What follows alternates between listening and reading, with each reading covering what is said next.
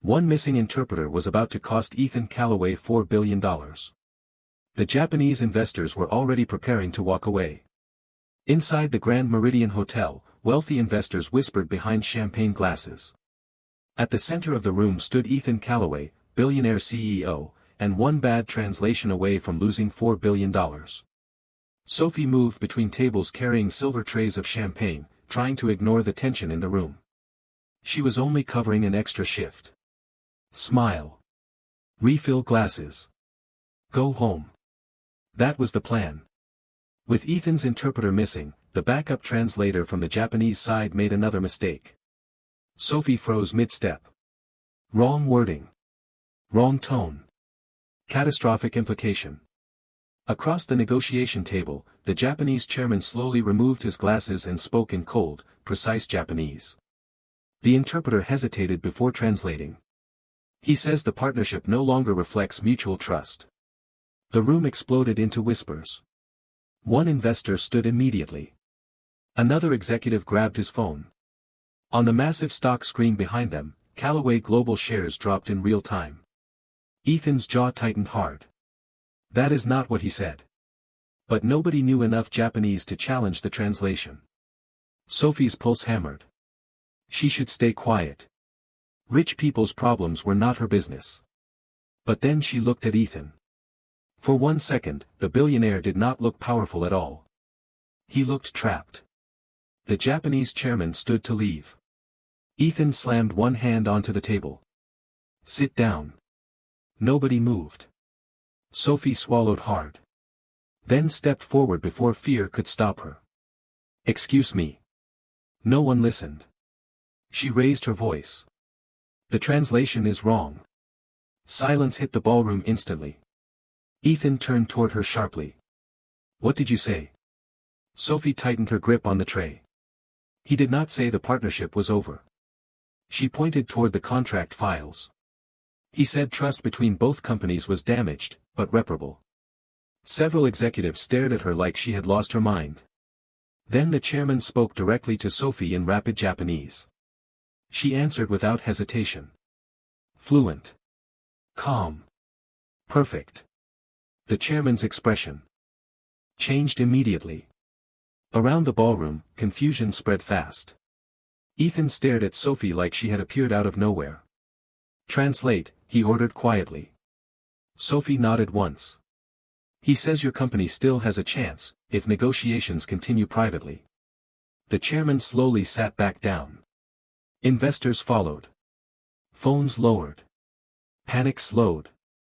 On the stock screen, the bleeding finally stopped.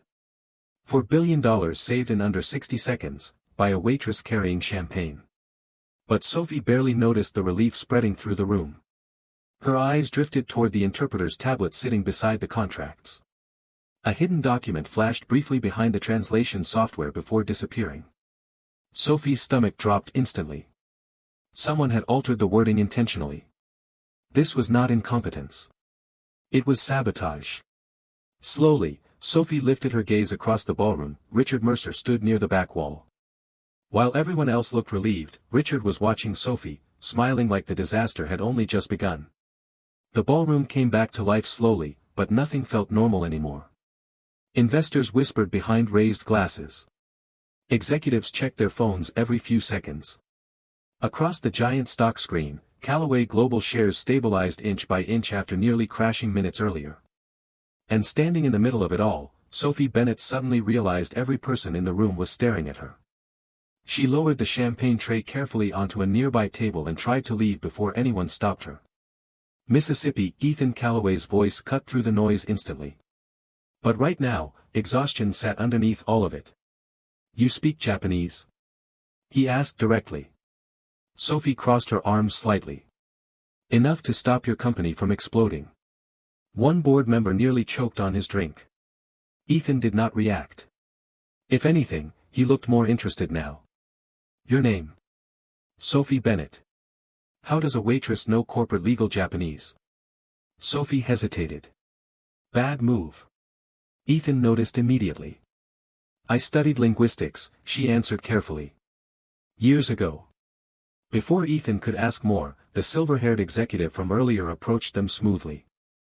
"Ethan, the Tokyo delegation is waiting upstairs." His eyes shifted toward Sophie briefly. "Calculating. Cold." Ethan nodded once but kept his attention on Sophie.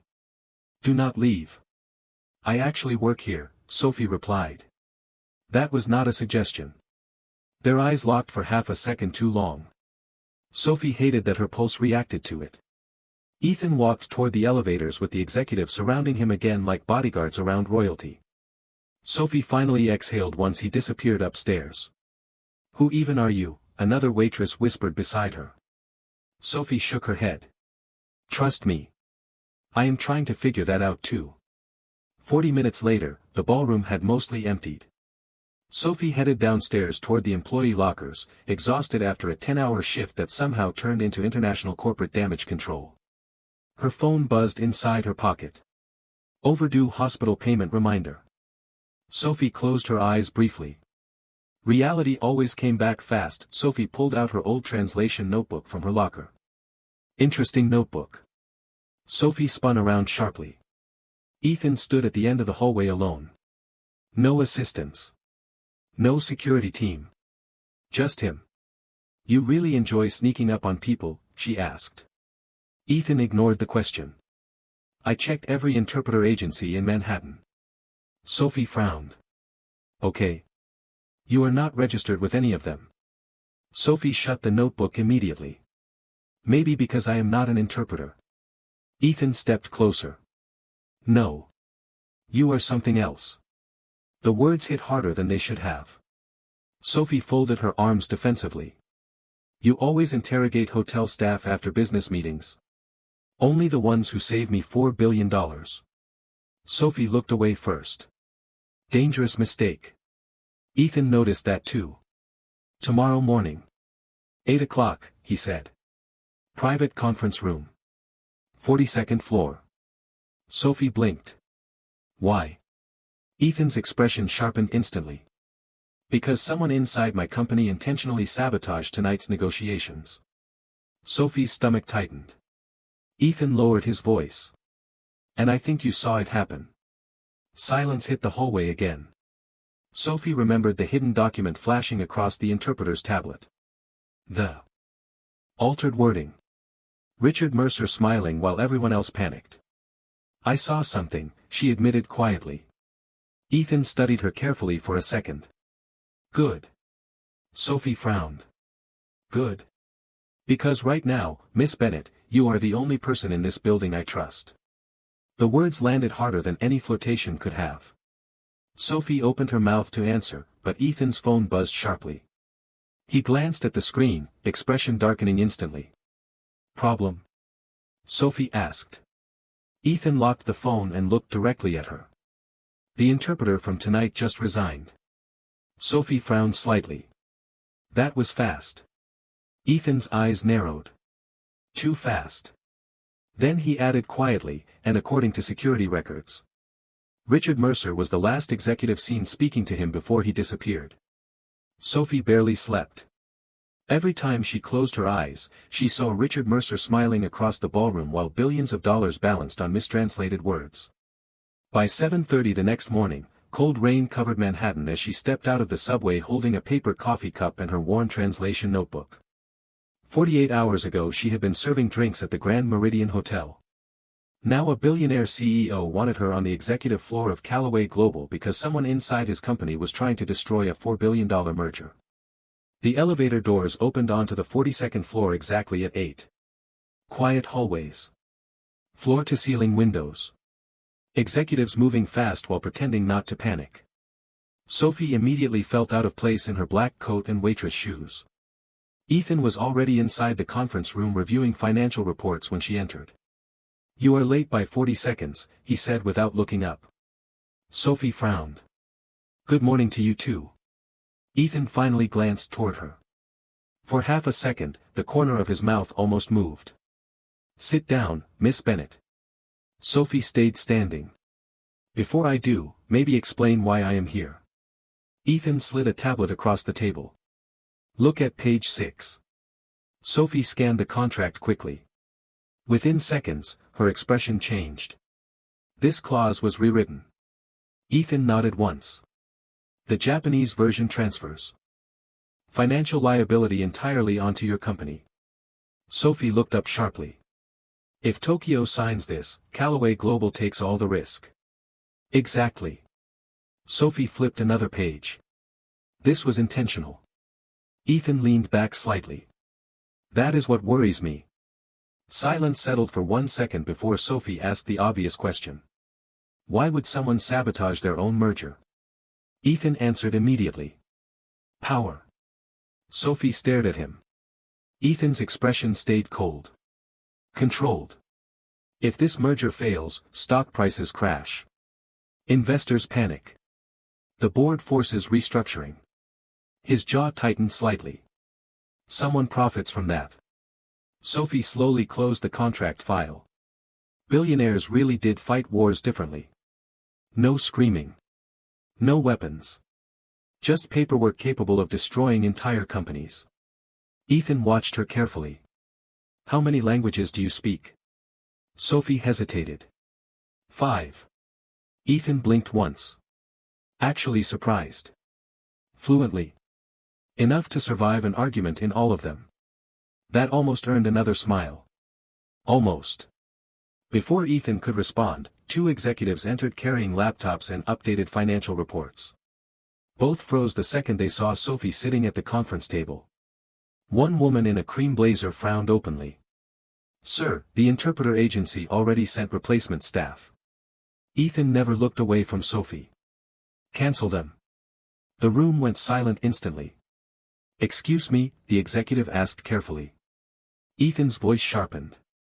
Miss Bennett will assist personally for the remainder of the summit. Sophie nearly dropped the contract file. Wait. What? The executive looked horrified. Sir, with respect, she is hotel staff. Ethan finally turned toward them fully.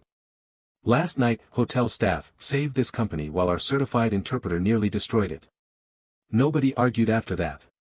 Sophie felt her pulse jump unexpectedly. Ethan trusted competence more than titles. That was becoming very clear. The cream blazer executive handed Ethan another tablet nervously. There is more bad news. Ethan scanned the screen. His expression darkened immediately. Sophie leaned slightly forward. What happened? Ethan tossed the tablet onto the table toward her. Internal. Security footage showed Richard Mercer speaking to the interpreter shortly before the ballroom disaster. Sophie looked up slowly. That is not suspicious at all. Ethan's jaw tightened. He resigned at midnight and disappeared. Sophie felt cold settle into her stomach. He vanished. Ethan nodded once. And now the board wants answers before markets open. Sophie looked back at the footage again.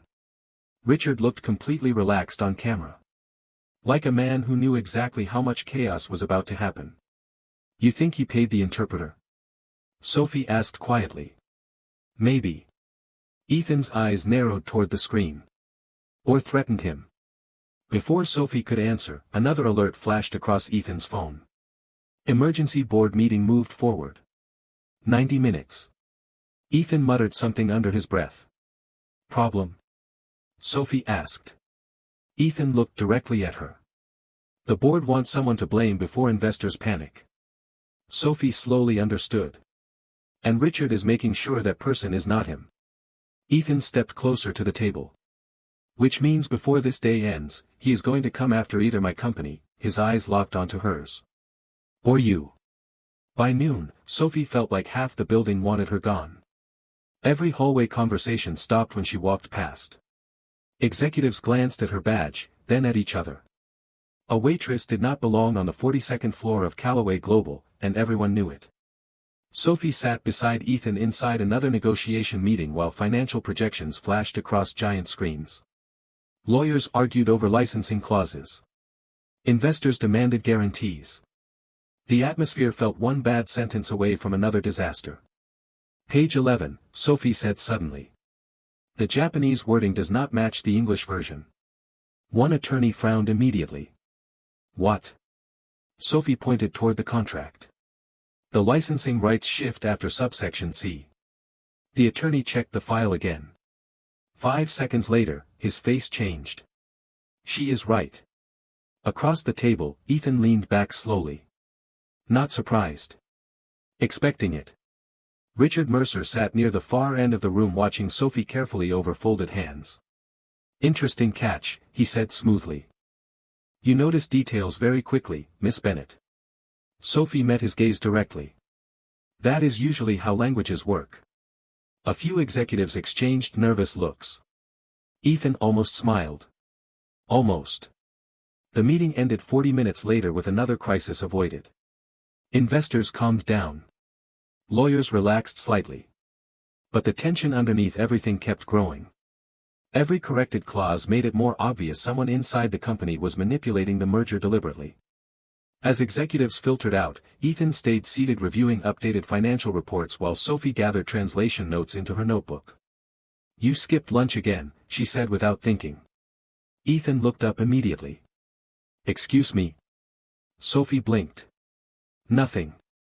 Ethan studied her for a second. You always monitor people while translating them? Occupational hazard. That earned the faintest reaction from him before he closed the tablet. Come with me. They headed back upstairs fast. The second the elevator doors opened onto the executive floor, Sophie felt something wrong immediately. One glance at the screen erased whatever softness had been building between them. What happened? Sophie asked. Ethan typed several rapid messages before answering. Someone accessed internal merger files from my executive server 20 minutes ago. Sophie's stomach tightened instantly. Richard? I do not know yet. They headed back upstairs fast. The second the elevator doors opened onto the executive floor, Sophie felt something wrong immediately. Her chair inside the conference room sat slightly pushed back. The table looked untouched except for one thing missing. Her notebook. Sophie stopped cold. No, Ethan turned sharply. What? Sophie walked into the room quickly, scanning the table again like the notebook might suddenly reappear. Empty. Her chest tightened instantly. It was right here. Ethan's expression hardened. Your translation notebook. Sophie nodded. Someone took it. Ethan immediately pressed the internal security button beside the wall. Lock down floor access logs, he ordered. Now. Sophie tried to stay calm, but panic crawled through her chest anyway. That notebook was not just language. Notes anymore. It contained observations from the altered contracts. Financial phrases. Translation inconsistencies. The exact wording she copied from the hidden sabotage file the night before. Whoever took it knew she had seen too much. What exactly was inside? Ethan asked quietly. Sophie swallowed hard. Enough to prove the contract changes were intentional. Ethan muttered something under his breath. Footsteps echoed from the hallway outside. Sophie looked up instantly. Richard Mercer stood near the doorway speaking calmly with another executive. Then his eyes shifted toward Sophie. Slow. Deliberate. Calculating. And very slowly, he smiled. Sophie forced herself not to react when Richard Mercer smiled from the hallway. The man looked completely relaxed while her stolen notebook probably sat somewhere inside his office. Ethan noticed the tension immediately. What happened? Sophie kept her eyes on Richard. My notebook is gone. Ethan's expression hardened fast. Richard approached them calmly. Watch. Problem. Sophie crossed her arms. Someone entered the conference room. Richard glanced inside casually. This floor has hundreds of employees moving through it. Not with executive access, Ethan replied coldly. Richard's smile flickered slightly. Tiny. Almost invisible. Surely we are not launching a corporate investigation over a missing notebook. Sophie said nothing. Because the notebook was not just paper. It held years of work. Language notes from late-night study sessions. Translations written during double shifts at diners. Financial observations from the merger. And one handwritten phrase copied directly from the altered contract file. Ethan stepped closer to Richard. Someone tampered with merger documents yesterday. Now confidential notes disappear from my secured floor. His voice stayed calm, but the warning underneath it was clear. I am done calling things coincidences. The hallway went silent. Richard smiled again, smoother this time. Of course. Whatever you need. Then he looked directly at Sophie. You became important very quickly, Miss Bennet. Sophie felt the threat hidden inside the compliment. Richard walked away before either of them answered. The second he disappeared around the corner, Ethan turned toward her. What exactly was inside that notebook? Sophie hesitated. Translation notes mostly. Ethan waited. Sophie exhaled quietly. And one copied phrase from the altered contract. Ethan ran one hand through his hair. Frustration finally slipping through the billionaire control. Then whoever took it knows you are not just a waitress who overheard something. Sophie looked toward the rain-covered skyline outside the executive windows. I think Richard already figured that out. Ethan narrowed his eyes slightly. Why? Sophie answered immediately this time. Because everyone else panicked during the negotiation. Richard watched me. Ethan stayed quiet for a second too long. That silence told her enough. An hour later, Sophie sat alone inside a temporary office reviewing updated translation files while notifications exploded across executive inboxes upstairs. Investors wanted reassurance. Lawyers wanted answers. The board wanted somebody to blame before markets closed. Sophie rubbed tired eyes and glanced around the office. Huge desk. Fresh flowers. Expensive bottled water. Everything about the room reminded her she did not belong there. Waitress yesterday. Executive meetings today. Anonymous threats tomorrow. Nothing about this felt stable anymore. A knock interrupted the silence. Ethan stepped inside carrying 2 paper bags from a deli downstairs. Sophie blinked in surprise. What is this? Food, he answered simply. Apparently humans need it to survive billion-dollar disasters. Sophie laughed softly before she could stop herself. Ethan paused for half a second like the sound caught him off guard too. He handed her a sandwich and sat across from her at the desk. For a few minutes, neither of them talked about sabotage or board politics.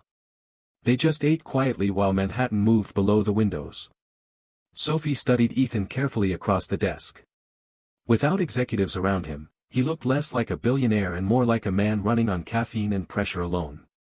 You know, Sophie said carefully, most CEOs would send assistants to do this.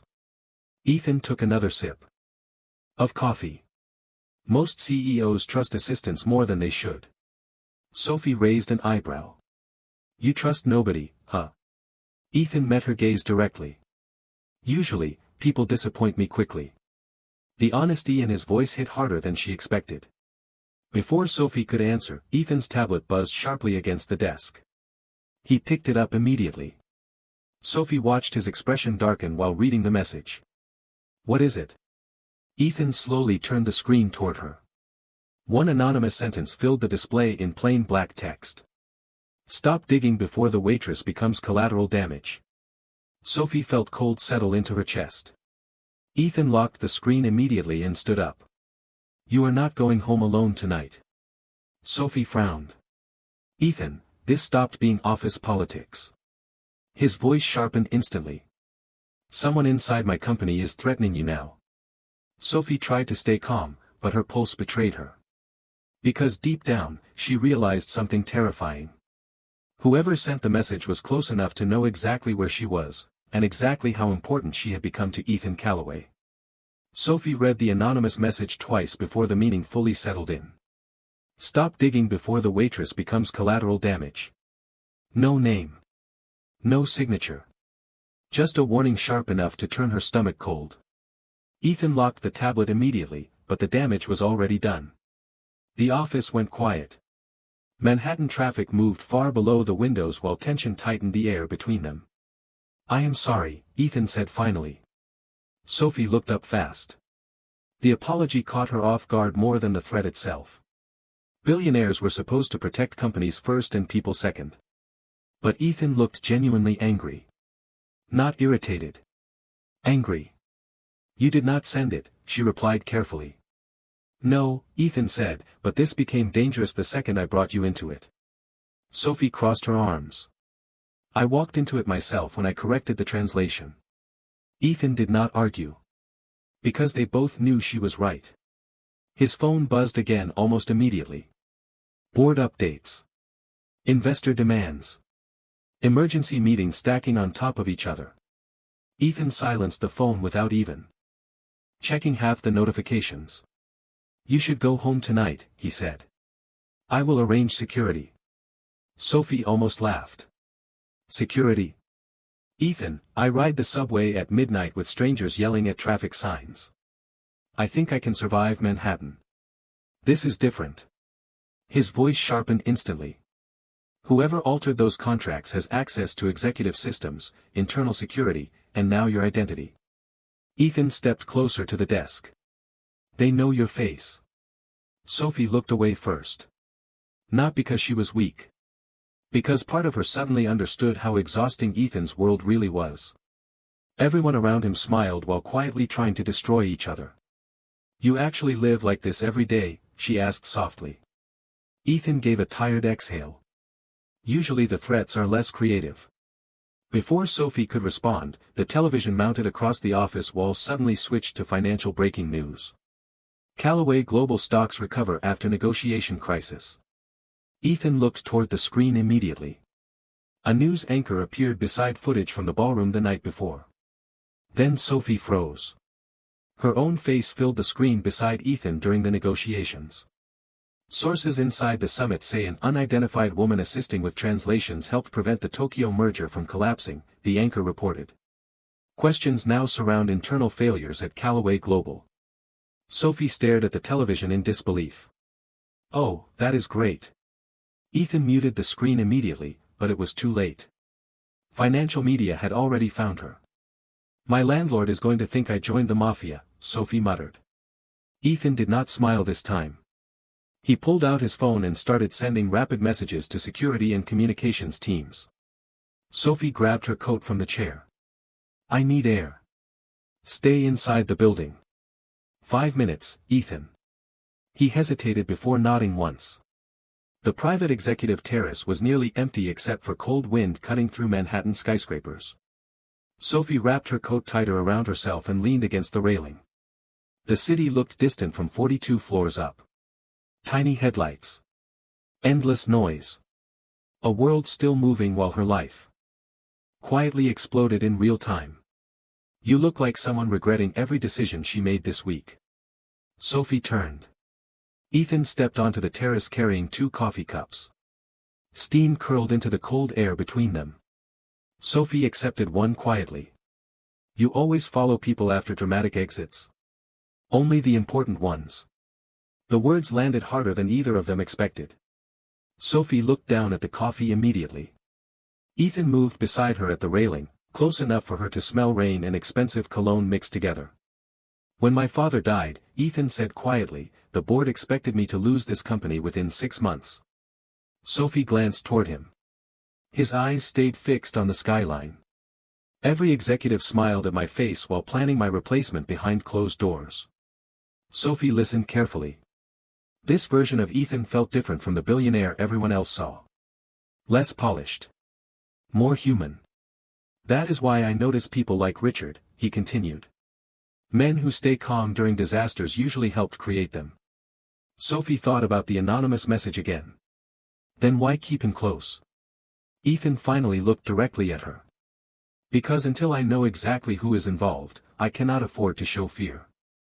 For one dangerous second, Sophie forgot who he was entirely. Not a billionaire. Not a CEO. Just a man carrying pressure heavy enough to isolate him from everyone around him. Then Ethan's phone buzzed sharply again. He checked the screen, and his entire expression changed instantly. What? Sophie asked. Ethan slowly turned the phone toward her. A new financial headline flashed across the display. Confidential Callaway Global documents leak online. Attached beneath the article was a photograph of Sophie stepping onto the executive floor earlier that morning.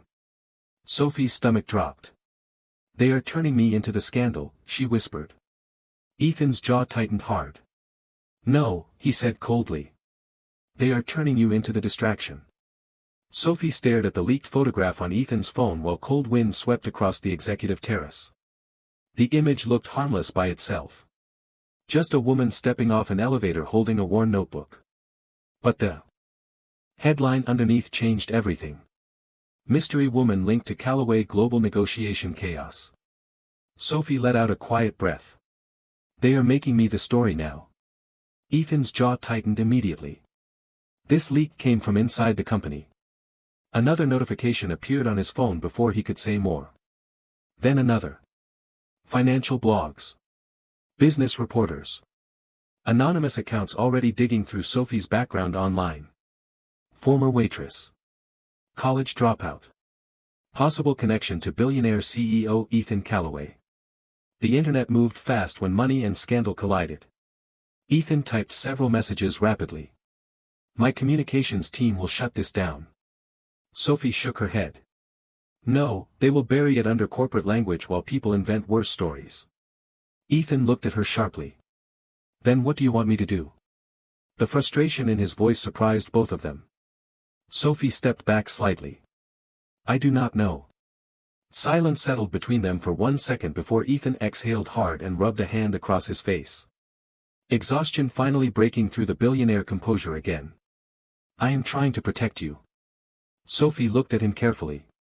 From your own company? Ethan did not answer. That silence said enough. An hour later, Callaway Global felt completely different. Employees stopped talking when Sophie walked past. Executives watched her openly now. Somewhere between the leaked photo and the online rumors, she had transformed from invisible waitress to corporate liability overnight. Ethan disappeared into emergency meetings with lawyers and board members while Sophie sat alone inside the temporary office trying not to spiral. Her phone buzzed non-stop. Unknown numbers. Reporters asking questions. Social media messages accusing her of everything from espionage to sleeping her way into executive meetings. Sophie threw the phone face down on the desk. Her chest tightened instantly. One leaked photo and strangers suddenly believed they knew her entire life. Before Sophie could answer, the office door opened sharply behind them. Ethan walked in, still wearing the same dark suit, but frustration rolled off him in waves. Victoria, leave us. Victoria. Nodded once and disappeared immediately. Ethan tossed a tablet onto the desk. The board wants you removed from negotiations. Sophie crossed her arms slowly. And? Ethan met her eyes directly. I said no. The answer hit harder than she expected. Sophie stood slowly from the chair. Ethan, this is getting bigger than translation mistakes. I know. Your board thinks I am a threat. Ethan stepped closer. My board thinks anyone without $1 billion last name is expendable. Sophie looked away briefly. Maybe they are not wrong. Ethan frowned immediately. What does that mean? Sophie laughed quietly, but there was no humor in it. Look around this place. Everyone here belongs in custom suits and financial magazines. She gestured toward herself. Last week I was arguing with my landlord about a broken heater. Ethan's expression softened instantly. Sophie. Seriously, she continued. Yesterday I was carrying coffee trays. Today strangers online think I am manipulating international mergers. She looked up at him again. I do not belong here. Ethan closed the distance between them until barely a foot remained. You saved this company when everyone else in that ballroom failed. His voice lowered. Steady. Direct. Do not confuse wealth with worth. Sophie felt her pulse stumble at the way he looked at her then. Not like staff. Not like a problem. Like someone he actually saw. The moment stretched dangerously quiet between them. Then Ethan's phone rang sharply, breaking everything. He answered immediately.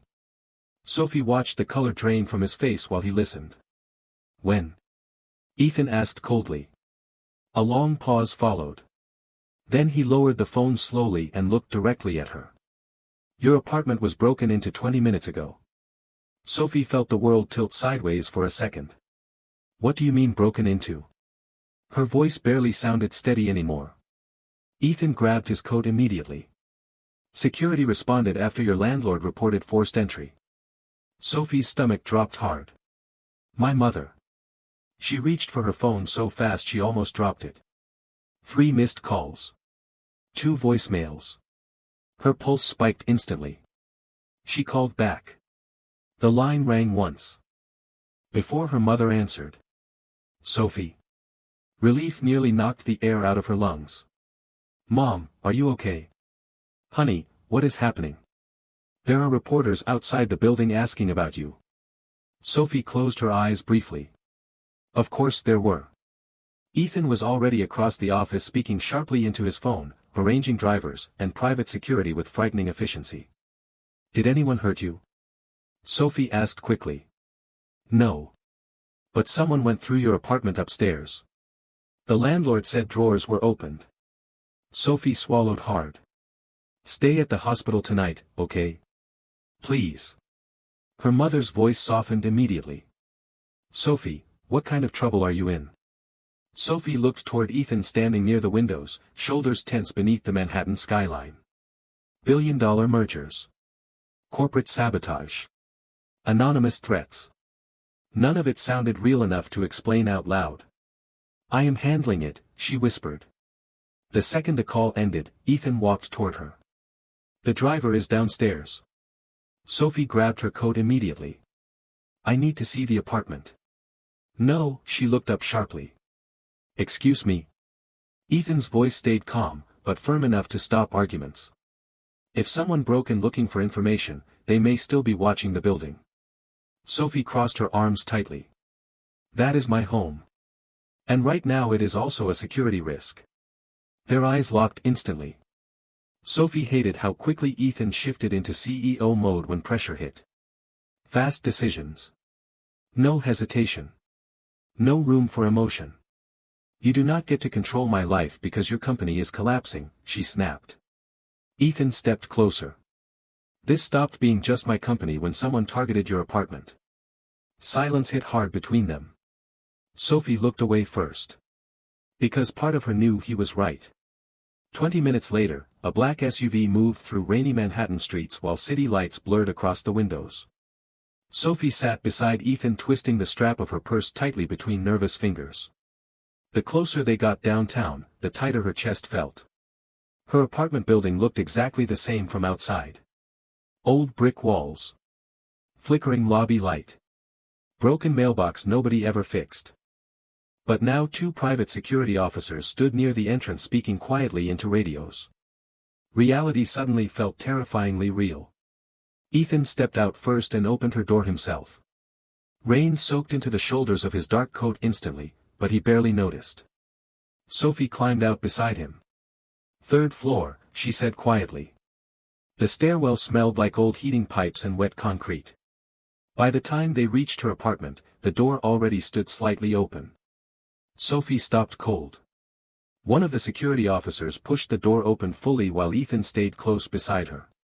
The apartment looked like someone had searched through her entire life piece by piece. Drawers emptied. Closet half open. Books scattered across the floor beside unpaid medical bills and coffee-stained notebooks. Sophie moved slowly through the mess in stunned silence. They were looking for something specific, Ethan said quietly behind her. Sophie already knew what. Her notebook. She stepped toward the small kitchen table where she usually translated language exercises late at night after work. Empty. The old dictionary her father gave her years ago had been tossed onto the floor carelessly. Sophie picked it up gently, brushing trembling fingers across the worn cover. I hate this, she whispered. Ethan stayed quiet. Sophie looked around the apartment again. Suddenly every insecurity she tried hiding from him sat exposed in front of her. Cheap furniture. Overdue hospital invoices. Winter coats repaired instead of replaced. This was the real Sophie Bennett. Not the woman correcting billion-dollar contracts upstairs. Just a tired daughter trying to survive New York one paycheck at a time. I know what you are thinking, she said quietly without looking at him. Ethan frowned slightly. No, you do not. Sophie laughed bitterly under her breath. You are seeing exactly why I do not belong in your world. Ethan stepped closer immediately. Sophie. It is embarrassing. Her voice cracked despite trying to stay calm. People in your world spend more on watches than I make in a year. Ethan's expression changed instantly. Softer now. Almost frustrated. Do you honestly think I care about any of this? Sophie finally looked up at him. Rain tapped against the apartment windows while distant sirens echoed through the city below. Ethan glanced around the apartment once before meeting her eyes again. I see someone who worked herself into exhaustion to take care of her family. His voice lowered slightly. That is not something to be ashamed of. The sincerity hit harder than sympathy ever could. Sophie looked away quickly before emotion betrayed her face. Then one of the security officers stepped inside holding a small object sealed in a plastic evidence bag. Sir, he said carefully. We found this under the kitchen table. Ethan took the bag immediately. Sophie stepped closer beside him. Inside the plastic sat a silver cufflink engraved with 2 initials. R.M. Richard Mercer. Sophie stared at the silver cufflink inside the evidence bag while rain hit the apartment windows behind them. R.M. Richard Mercer. The initialed cufflink sat inside the evidence bag, confirming their suspicions. Ethan's expression hardened instantly. Not surprised anymore. Confirmed. One of the security officers lowered his voice carefully. Could have been planted. Ethan never looked away from the cufflink. Richard does not make careless mistakes. Sophie crossed her arms tightly. Then why leave evidence behind at all? Ethan handed the bag back to security. Because this was not just a break-in. His voice turned colder. It was a warning. The apartment went quiet. Sophie looked around at overturned drawers and scattered bills across the floor. All this chaos because she corrected one translation in a ballroom full of billionaires. It almost felt insane. Ethan turned toward the officer. Send the cufflink directly to my private legal team. No internal chain of custody. Yes, sir. The officer left immediately. Sophie leaned against the kitchen counter, exhausted. What happens now? Ethan answered without hesitation. Tomorrow morning the board votes on final merger approval. Sophie frowned. After everything that happened? Especially after everything that happened. Ethan loosened his tie slightly, tension finally showing through the billionaire composure again. If this merger fails, investors panic. Stock prices collapse. Thousands of employees get dragged into the fallout. Sophie looked down at the floor for a second. This was bigger than contracts now. Bigger than Richard. Entire careers and livelihoods were sitting inside this corporate war. Ethan's phone buzzed sharply. He checked the screen and muttered under his breath. What? Sophie asked. Ethan slipped the phone back into his pocket. Emergency board session tonight. Sophie already knew the answer before asking the next question. About Richard? Ethan looked directly at her. About you. Sophie laughed quietly in disbelief. Of course. Ethan stepped closer. The board thinks you leaked internal information to the press. Sophie met his gaze immediately. And what do you think? The question hung heavily between them. Ethan answered without hesitation. I think someone wants the board focused on you while they finish sabotaging the merger. Sophie felt something tighten painfully in her chest. Trust. That was the dangerous part now. Ethan trusted her completely, and every time he defended her, it became harder to remember they came from completely different worlds. Ethan glanced around the apartment again. Pack a bag. Sophie blinked. What? You are not staying here tonight. Ethan, that was not a negotiation. Sophie crossed her arms instantly. You really enjoy giving orders. Usually, people argue less. Despite everything, Sophie almost smiled. Almost. Then her eyes landed on a framed photo near the bookshelf. Her parents' years earlier before hospital bills and survival changed everything. Sophie picked up the frame carefully. I cannot disappear into some billionaire hotel suite while reporters camp outside my building. Ethan's expression softened slightly. Then stay somewhere safer. Sophie looked at him carefully. Where? Ethan hesitated for the first time all night. Then quietly he answered, my penthouse. Silence hit instantly. Even the rain sounded quieter for a second. Sophie stared at him, unsure whether to laugh or panic. Ethan looked strangely uncomfortable now, which somehow made the offer feel more real. There is private security, he continued. No press. No board members. No reporters following elevators. Sophie shook her head slowly. You barely know me. Ethan answered immediately. I know you walked into a room full of billionaires and told the truth while everyone else protected themselves. The line hit harder than she expected. Ethan stepped closer. Whoever broke into this apartment wanted to scare you away from helping me. Sophie's pulse quickened at the way he said helping me instead of helping the company. And if I leave? She asked quietly. Ethan held her gaze steadily. Then Richard wins. The apartment fell silent again. Sophie looked around at the mess scattered across the floor. Overdue medical bills. Cheap furniture. Coffee-stained language books. Pieces of a life she spent years trying to hold together. Then she looked back at Ethan standing in the middle of it all wearing a rain-soaked $1,000 coat because he came to check her apartment personally instead of sending assistants. Billionaire. CEO. Untouchable in every business magazine. But right now he just looked tired. Human. Determined not to let her face this alone. Sophie swallowed slowly. I should probably pack more than one sweater if I am staying in a billionaire penthouse. Ethan stared at her for half a second before something rare crossed his face. Relief. Real relief. Sophie grabbed a small travel bag from the closet and started packing essentials quickly. Ethan moved quietly through the apartment checking window locks again while security waited downstairs. Neither of them spoke for a moment. Then Sophie paused halfway through packing and looked toward him. Ethan. He turned immediately. Sophie tightened her grip on the bag strap. If this gets worse tomorrow, Ethan cut her off instantly. It will. Sophie blinked. Ethan walked closer, his voice calm and certain. But Richard already made one mistake. What mistake? Ethan's eyes locked onto hers. He underestimated the waitress who saved my company.